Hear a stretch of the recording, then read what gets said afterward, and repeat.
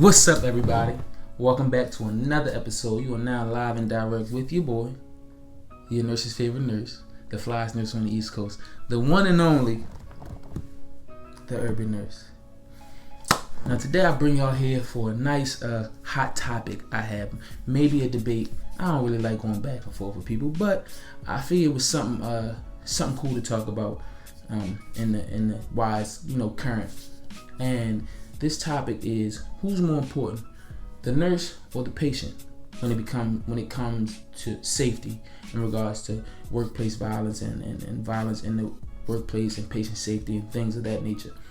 Now, what prompted me to talk about this topic was I saw a video on Facebook where some patient, I don't know what hospital we're at, but he was wilding, came to the nurse's station. I don't know if he had a bat, if it was a 4x4 piece of wood. I don't know what it was. It might have been an IV pole or an IV pump. I don't know. It was something crazy, but he was swinging it around like he was at the home run derby, and he was swinging it like he was Ken Griffey Jr.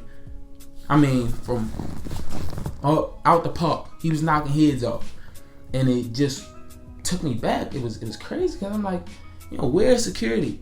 Where are the police? And I'm sure this was in the emergency room. I know it was in the emergency room, because that's the only place things like this happen. And it brought me to the topic of, like, who's more important in these situations? Is it the patient or is it the nurse? Now, understand, healthcare is a customer service business. These hospitals aren't created to genuinely take care of people because they want because they have good hearts. Pharmaceuticals, hospitals, all that, it's all a business, and at the end of the day, it's customer service driven, and the customers are the patients, and the people, your employees, are your nurses. And I feel like it's always the nurse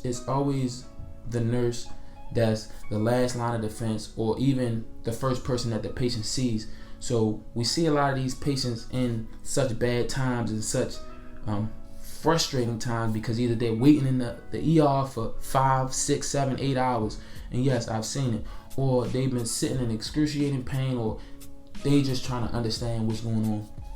And I understand everybody has a ticking point. Some are shorter than others, and some are longer than others. But it's becoming increasingly popular that we are coming to these situations where nurses are getting attacked, doctors are getting attacked, nursing aides are getting attacked by the patients. And I look at my employer, or I look at these facilities, and I say, who's more important to you? The people that's giving you the money, or the people that are bringing you in the money? Because without us, without nurses, none of this would go on. It would all be shut down. And as an ER nurse myself, I've witnessed and experienced workplace violence several times. I've been hit a couple times. I've been aggressively talked to. I've been talked down. I've been cursed at. I've been swung on. It's so many things that happen on a day-to-day basis that kind of get swept under the rug, because as nurses, we pretty much like the punching bag, and I hate it. I hate it, because I feel like nurses should be given more respect for all the work that we do, and that even comes in protecting us. I don't think anybody should have to come to work or go to work wondering, will I return home to my family today? Will I become a patient?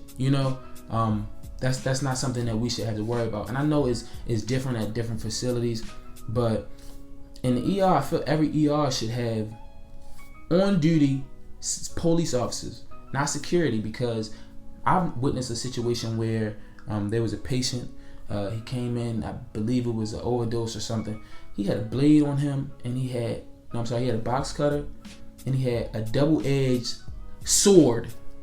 It probably was a knife, but it looked like a sword. I mean, one of them, what's the guy's name?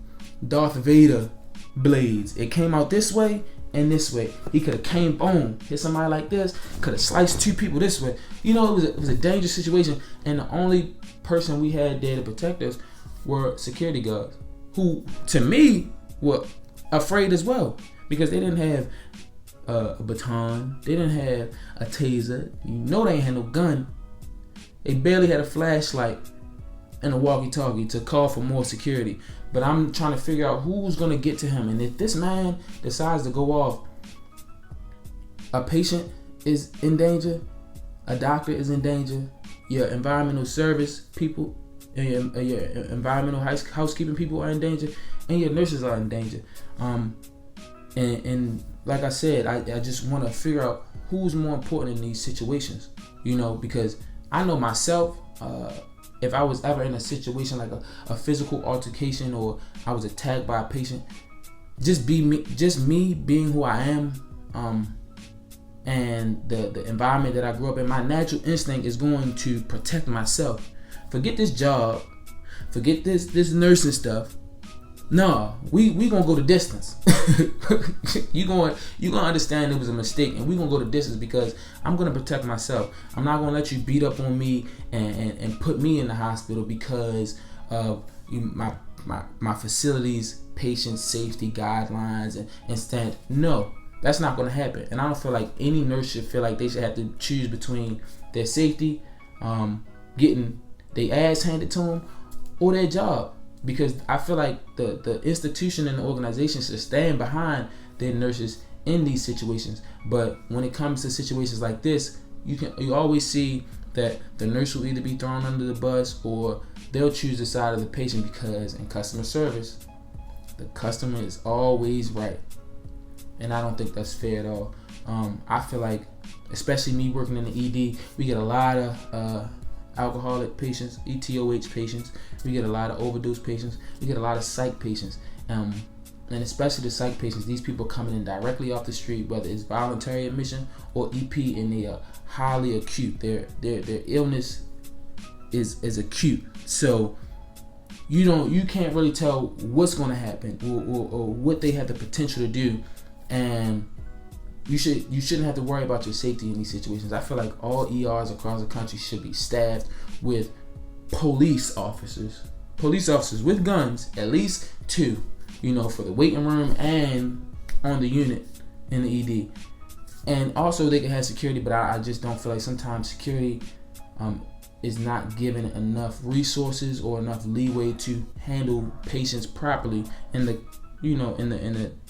the right way, besides just trying to de-escalate the situation. And sometimes when people reach their breaking point, de-escalation is not the answer, because you got patients that sit in the waiting room for 8 hours. I've seen it before. You got people that sit in pain all their entire stay. You got people that just want questions answered, and frustration grows and grows and grows. And everybody has a breaking point. I understand both sides, because I've seen and analyzed both sides of the situation. And once people reach that breaking point, there is no thinking. When I understand, when people get mad and angry, their mental strength is not there. Their ability to process and think things out is out the window. All they see is red, and they want their questions answered. They want what they want, and they are willing to go through and do and cause a scene in order to get that. And I just feel like, as a whole, in general, the healthcare community, we got to start protecting ourselves. We got to start protecting our nurses. We got to start protecting our doctors, our techs, anybody under that healthcare umbrella that puts their life on the line, or puts their self at risk every day for the bettering of other people. We got to start protecting us. So I felt like this was a good debate. If you agree or disagree with what I'm saying, let me know. Tell me who's more important in this business. The people that are giving you the money, or the people that are driving the train, the people that are driving the business and bringing in the money. So you let me know in the comment section, the nurse or the patient. I appreciate y'all watching this video. I appreciate y'all watching all my videos, and keep coming back and keep coming back and keep coming back, because I'm gonna keep giving y'all more. So if you like this video, like, comment, subscribe. Follow me on Instagram. Y'all been following me. I appreciate that. But keep on following me. We gotta keep this brand going. We gotta keep it pushing. And I'll see y'all next time.